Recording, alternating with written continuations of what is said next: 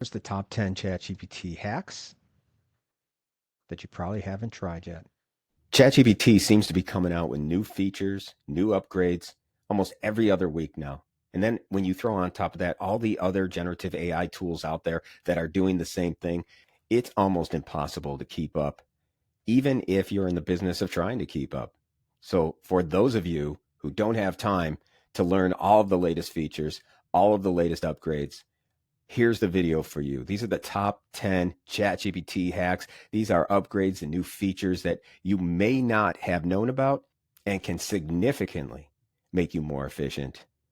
If you like this, by the way, I spent a lot of time putting these together. If you could please press the like button if you're watching this on social media, it'd be greatly appreciated.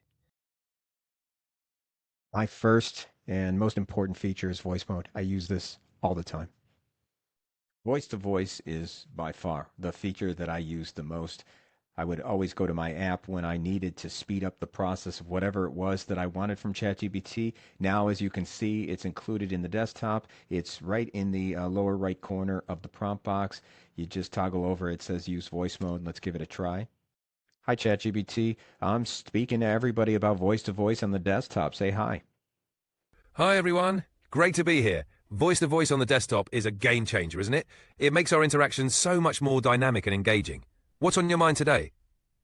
Well, one of the other things it does is it speeds up the process because voice is even faster than typing, right? Absolutely. Voice communication can significantly speed up the process. It's often faster and more natural than typing, allowing for quicker exchange of ideas and information. Plus, it can make multitasking easier, as you can speak while doing other tasks. So give that a try. I think you're going to find that it's very useful. And also, it transcribes everything just like ChatGPT always does when you interact with it. So you get everything that ChatGPT already gives you, only faster, voice to voice on the desktop. Number two, don't underestimate the efficiency of just a simple forward slash. Our next feature is the forward slash. When you click the forward slash, what you're going to see are three pre-programmed chatbots that pop up. The first one is picture image making. This is DALL-E 3, so that if you were to press picture, it already knows you want an image, so you don't have to ask it to create an image. The second is the search engine. So if you were to click that, it's going to act more like a search engine, but it's also going to combine its generative AI skills, so it's also going to give you answers along with it. And lastly, this is Reason. This is GPT-01. And this is the deep learning logic reasoning upgrade that came out with ChatGPT. Now, part of the reason why maybe you would use something like this is that if you're in your thread, you are going to use several of these features. It's just a little bit easier. It's going to save you a little bit more time. And as OpenAI continues to create features, you're going to find more on here. So this forward slash is going to become even more and more valuable over time. That's forward slash. Check it out. Number three, search. ChatGPT is going after Google's lunch with this one. Our next feature is the search the web feature. As you can see, right next to the paperclip is an icon that looks like the globe called search the web. Before I select it, I'm just going to put Taylor Swift, and ChatGPT is going to say, what would you like to know and discuss about Taylor Swift? But now if I go to the search the web, Taylor Swift down there again, and as you can see, I highlighted search. Now it's going to act like a search engine, find all the information on Taylor Swift, and give me the latest updates. OpenAI has made it clear that they are going to be competing with Google, and they are going to make ChatGPT an incredible search and answer engine. So this is just the first version of what is probably going to be something incredible. That's the search the web icon. Give it a try. Number four, the control command K key to just help you organize and find past threads. The more you use ChatGPT, the more you're going to need to search some of your old requests, some of the old threads that you have. I've been using ChatGPT for 2 years, and I have a lot of history with ChatGPT, and it gets harder and harder to find the information from previous threads, previous requests. Well, this feature solves that problem, and I find that I'm using this feature more and more. Go to your keyboard, you press Control, Command, K. A search box will show up. Now it's going to show the most recent requests that you've had from ChatGPT, your most recent threads, but it'll search all of your threads that are out there. For instance, if I were to just put something like strategic plan, because I know over the years I've requested strategic plans for many different reasons, and ChatGPT now brings up every thread that I've ever had where strategic plan is in the thread. So I know this is going to go back a couple of years. This has saved me a lot of time and is more useful the more I use it. And all you have to do is hit the Control Command K button on your keyboard. Give it a try. Number 5, memory, the memory function in ChatGPT. I don't know if you're aware of this, but as you use ChatGPT, it is remembering things about you, important dates, important events, important requests. It is picking up data about you because it really wants to get to know you and understand you so well that when you're searching for something, it is going to find exactly what you want. It wants to be the best AI assistant for you that it can be.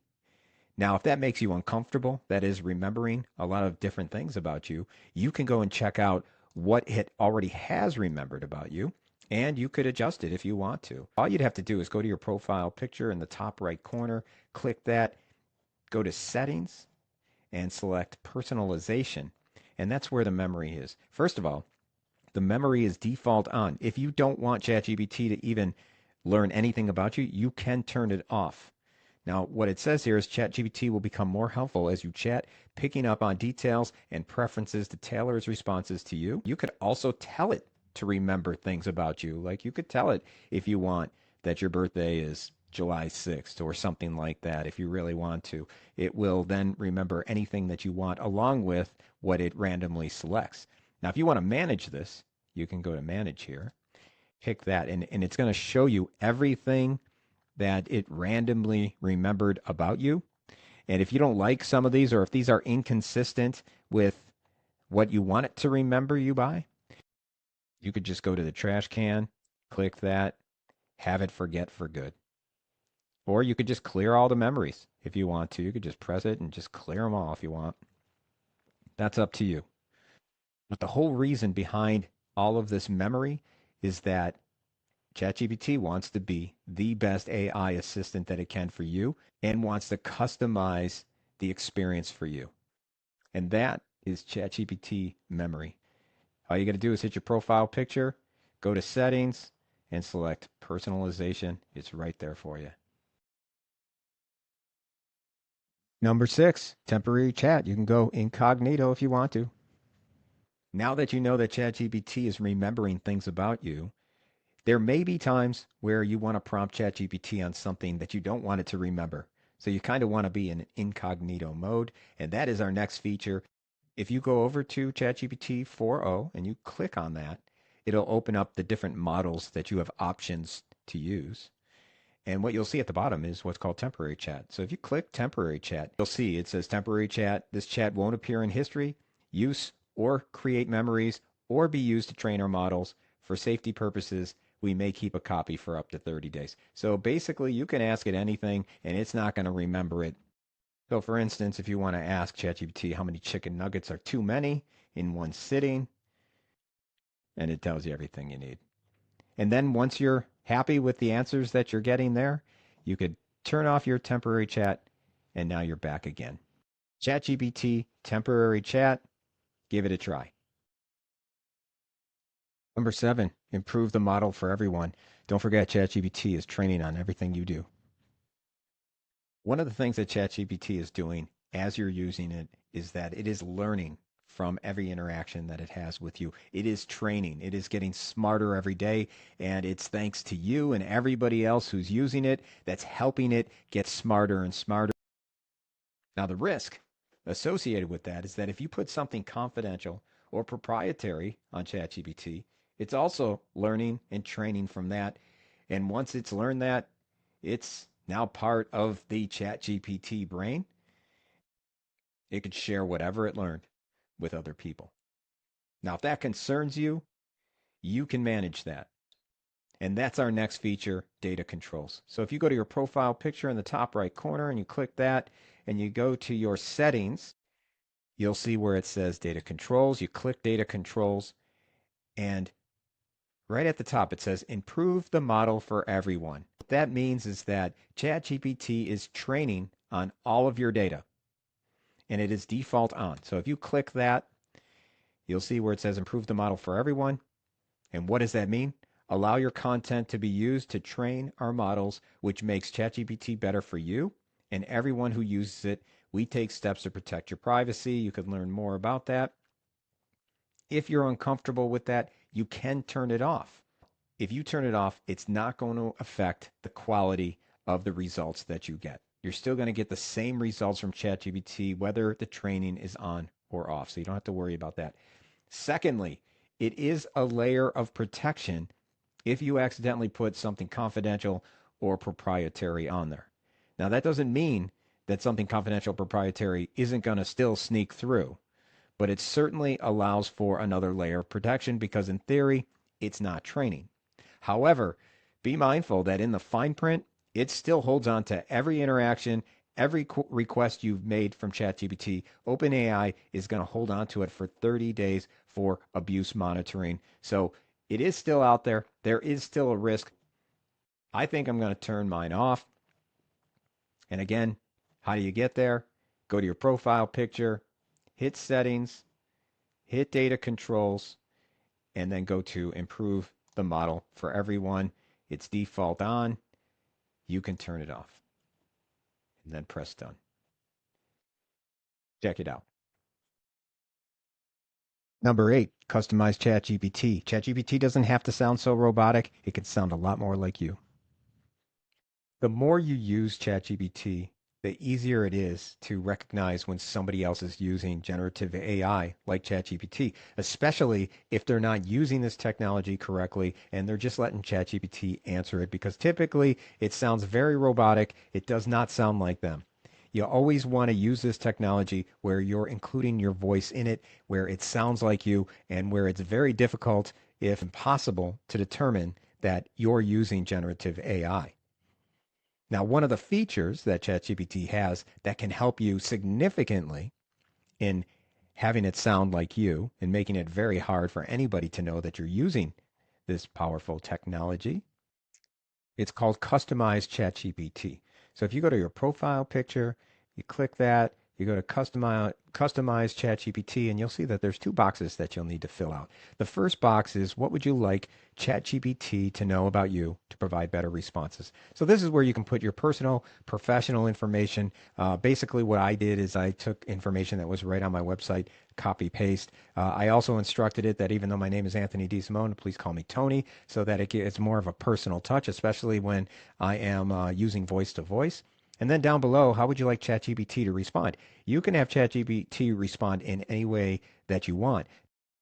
I've asked it to be very concise, clear, and direct with a professional tone. And also, you'll see here, I gave a sample of my writing style. So when it does perform edits for me, it's writing in my style. So it sounds a lot like me.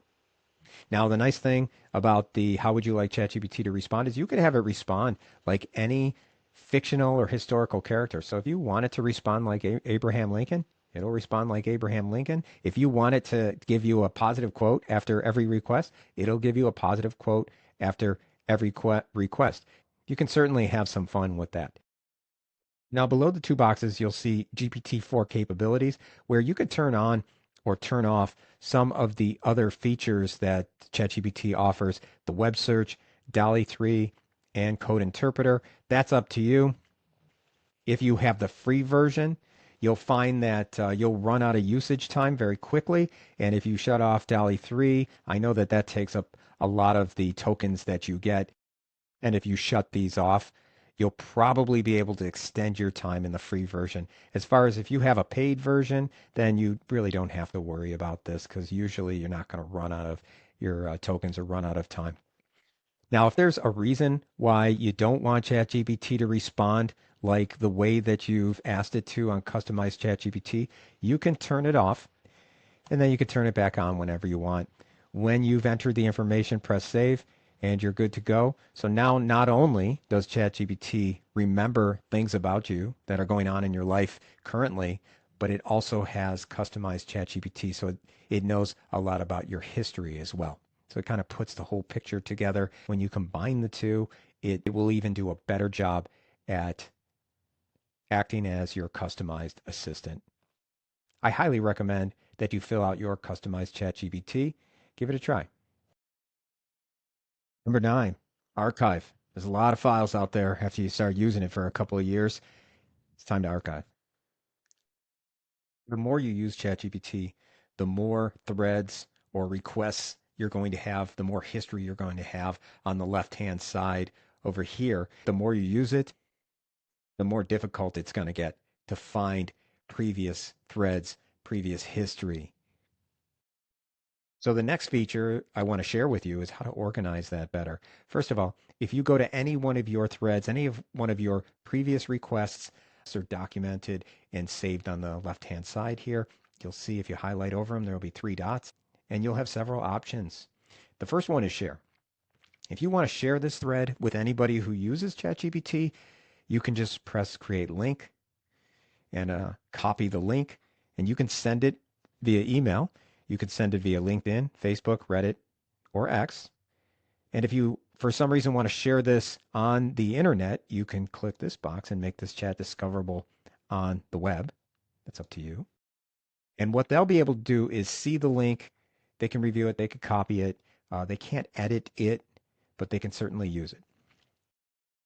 Now, the second option is you can rename it. If you didn't like the name that ChatGPT gave that thread, you don't have to keep that. You could just press rename and rewrite it. Or if in a thread you found that you had several different topics that you discussed with ChatGPT in that one thread, you can rename it so that each topic is included in the title to make it easier to search in the future. You can archive. This is a great way to keep your threads clean. They will come off your left-hand side and be placed in your archived file. If you want to find your archive file, all you have to do is go to your profile picture, hit settings, and in the general, you'll see archive chats. If you select manage, all of your archive chats will be there. If you find that your threads are a mess, just very disorganized, and you want to just clean it all up, you can hit archive all chats, and then you can start fresh with perhaps a new filing procedure. If for some reason you don't want to have all your chats there at all, you don't even want to save them, you can hit delete all and all of your historical chats will disappear. Now, if we go back to the 3-dot options, you can also just delete your thread right there if you prefer not to archive it and just delete it right there. By using this feature, you can certainly clean up that left-hand side, make it more organized, be able to file everything better, and become even more efficient with how you're using ChatGPT. Try it out. Then lastly, number 10, My GPTs, you can create your own chatbots. And the final feature is creating GPTs, chatbots, AI assistants that can help you with any task. If you go to the left-hand side, you hit Explore GPTs. It'll bring you over to a whole lot of chatbots that people have already created. There are millions and millions of chatbots that can make your life easier. You'll see the most popular GPTs are on the front screen, are organized in major categories: writing, productivity, research and analysis, education, lifestyle, programming. There are millions, so there is a search box. And if you search for any kind of task, you're going to find that GPT there. Now, you can create your own GPTs if you have the paid version. You would just go to the right corner where it says create, and you have your own personal programmer here. It's going to walk you through the process of creating any kind of chatbot that you want, and it takes about 5 minutes. Now, I've created videos on how to create GPT, so I'm not going to go through that process, but I highly recommend that you get into the habit of creating GPTs, because what you'll discover is that they're good, they're not great, but in 12 months, they're going to be amazing. And if you get into the habit of creating these chatbots today, then you're going to be prepared for when they're ready to really make an impact on your business internally and externally. So creating chatbots, creating AI assistants, you just go to Explore GPTs. There's millions already created, everything from editing your email to helping you to help assisting you in Canva, to researching and analysis, to even helping you as a therapist or a song maker. You could do anything with these GPTs. Check it out. Give it a try. So that's my top 10. Also, I created this PDF for you with links to each one of the videos so that you can check them out again at your leisure. Now, full disclosure, most of these features and upgrades are for the paid version, not the free version. For a while, it made sense to just try it out with the free version, but ChatGPT keeps adding more features and upgrades for just the paid version. I highly recommend that you pay for the paid version. It's worth the $20 per month. Trust me on that. If you liked what you saw here, please press like if you're watching this on social media. And I look forward to hearing how many of these features and upgrades and hacks, these top 10, that you knew about. Thanks again for watching.